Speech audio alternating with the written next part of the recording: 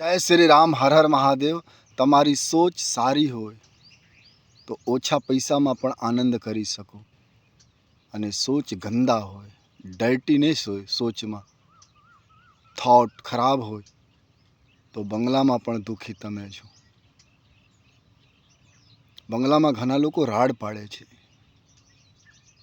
તકલીફમાં રહે છે, માનસિક પીડામાં રહે છે, અને ઘણા એવા સાધુ સંતો છે જેના પાસે કાંઈ નથી, ઝોપડી બાંધીને રહે છે, મધુકરી કરે છે, હરિભજન કરે છે અને આનંદમાં છે. જાણે ધરતીના સારા સુખ એના પાસે છે. સુખ એટલે હેપીનેસ સોચમાં છે, થોટમાં છે.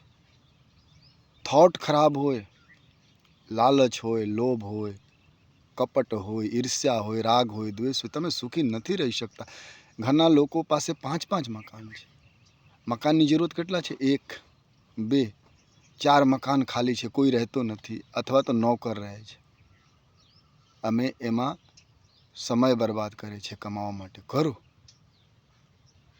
લેકિન રહેતો નથી, ફ્રોડ કરે છે, ખોટા કરે છે. બના તો મકાન લીધા પણ રહેવાનું એક મકાનમાં. ઘણા લોકો ખોટા કરવાનું માંગતો નથી પણ જોઈ જોઈને કરે છે. પડોશી પાસે મકાન છે મોટું, મારા પાસે નથી, શું કરું? તો છેતરપિંડી કરો, હેરાફેરી કરો. આંખ પવિત્ર રાખો. રાવણની આંખ પવિત્ર ન હતા. એના ભાઈ પાસે ખૂબ ધન હતા, એના મનમાં ઈર્ષ્યા થઈ, પછી એમાંથી હિંસા ક્યારે ઉત્પન્ન થાય? પત્ની છે પાસમાં પણ બીજાની પત્ની સુંદર છે ને પાવાની ઈચ્છા હોય તો હિંસા થાય. પાપ આંખમાંથી આવે, દિમાગમાં ઉતરે, દિલ સોચે અને હાથ કરે. પવિત્ર મન રાખો, સારી સોચ રાખો. પડોશમાં કોઈ સુંદર મકાન બનતા હોય તો એવા ભાવ રાખો, મકાન સુંદર છે, કોઈ દિવસ તકલીફ પડે તો મને સહારા આપે. પણ ઈર્ષ્યા રાખો તો સહારા આપે? ન આપે. એના મગજમાં હોય ભાઈ તકલીફ આપેલા છે. સારી સોચ રાખો. બીજાના સુખ જોઈને નાચો, મોર બનો. મોરલા હોય ને, બાદલ ગરજે અને મેઘ ભરસે તો એને કેટલો આનંદ આવે. જગતમાં વરસાદ થાય, જગત સુખી થાય, ભલે હું દુઃખી થાઉં. સંતો તો એ કહે છે ને, હું દુઃખી થાઉં તપ કરું સંસાર સુખી થાય, મોરલા આનંદિત થાય, તમે પણ આનંદિત થાઓ, સુખ રહો. 500 રૂપિયાની લુગડા મળે અને 50,000ના પણ ટી શર્ટ મળે, પણ કરપ્શન કરીને, ભ્રષ્ટાચાર કરીને 5,000ના લુગડા પહેને, 50,000 ટી શર્ટ પહેને દેશના લોકો. અને કોઈ ફકીર, કોઈ ગરીબ ફાટેલા લુગડા મહેનતથી પડતા હોય. સુંદર કોણ છે? લુગડા. ફકીર, કિસાન, સાધુ. 500ની લુગડા પહેનો. સોચ સારી રાખો. ઘણા લોકો પૈસા કમાવામાં એટલું બીજી થઈ ગયા, ધન કમાવામાં, મકાન કમાવામાં, અને જ્યારે ખાવાનું બહાર આવે ત્યારે શરીરમાં ડાયાબિટીસ, સુગર, બીપી. 4 દિનની જિંદગી છે સાહબ, જ્યાદા સિરિયસ મત રહો. તમે ન હતા ત્યારે પણ દુનિયા હતી, અને તમે ન રહો તો પણ દુનિયા રહે. કાંઈ કોઈ સિરિયસ બનો. હરિભજન કરો, મહેનત કરો, ખાઓ, સોચ સારી રાખો. રામજી વનમાં હતા એક સમય, 14 વર્ષ સુધી.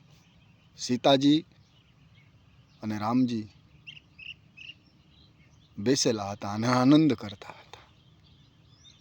પણ સ્વર્ગમાં રહેતા હતા. દેવરાજ ઇન્દ્રના પુત્ર જયંત, એના મનમાં ઈર્ષ્યા હતી.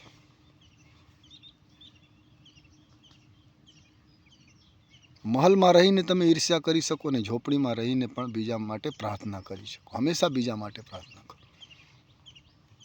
સોચ સારી રાખો તો તમે સુખી રહી શકો. આજ મનુષ્ય સુખી નથી. સુવિધા, ફેસિલિટી, પર સુખ કેમ નથી? કારણ સોચ સારી નથી. કોઈ બીજાને જોઈ નથી શકતા. 24 કલાક જે ફ્રેન્ડ સર્કલ તમારા સાથે છે, મિત્રો છે, ખાલી ને ખોટા ખોટા તમે બોલો ને કે હું બહુ ધનવાન થઈ ગયા છું, તેને તકલીફ પડે. ચહેરાના ફેસ રીડિંગ બદલી જાય. 1 તારીખે 2 તારીખે ઘરે પગાર તમે લઈ જતા હોય ફેક્ટરીમાંથી નોકરી કરીને, અને ઘરના સભ્યોને તમારા વાટે હોય કે કપડાં લાવશે, લુગડા લાવશે, સાડી લાવશે, અને તમે બોલી દો કે આજ પગાર નથી, ફીસના રીડિંગ બદલી જાય. જે લોકો 24 કલાક તમારા સાથે ઘરમાં રહે છે, સારી સોચ રાખો અને સારા લોકોના સંગત કરો તો જીવનમાં આનંદ મળે. નહીં તો સારી સોચ ન હોય, તમારી સોચ સારી ન હોય, પવિત્ર ન હોય, તો તમે આનંદ નથી કરી શકતા. આ દુનિયામાં અપરાધ, ચોર, હરીફાઈ માં થાય છે સાહેબ. નહીં તો બધાને ખબર છે સાહેબ કે જે હું કરું છું એ ખોટું કરું છું. જે ચોરી કરતા એને ન ખબર હોય કે હું ચોરી કરું છું, બરાબર નથી. જે દેશ સાથે ગદ્દારી કરતા એને ન ખબર હોય, જે સંત બનીને હરિભજન ન કરતા એને ખબર ન હોય કે હું ખોટું કરું છું. ખબર હોય પણ સાચ સોરી નથી, સારી સોચ નથી. સારી સોચ રાખો. સારી સોચ હોય ને તો મન લાગુ મેરો યાર ફકીરી મેં. ફકીરી એટલે ભગવા ભેશ નહીં સાહેબ, મારા જેવા ભેશ નહીં. તમે ભલે જીન્સ ટી શર્ટ પહેરતા તમે આનંદ કરો કે ભગવાન મને ઘણું આપેલા છે, થેન્ક્સ ગોડ. એ ક્યારે સંભવ? જ્યારે તમારો વિચાર, થોટ પ્યોર, પવિત્ર હોય તો.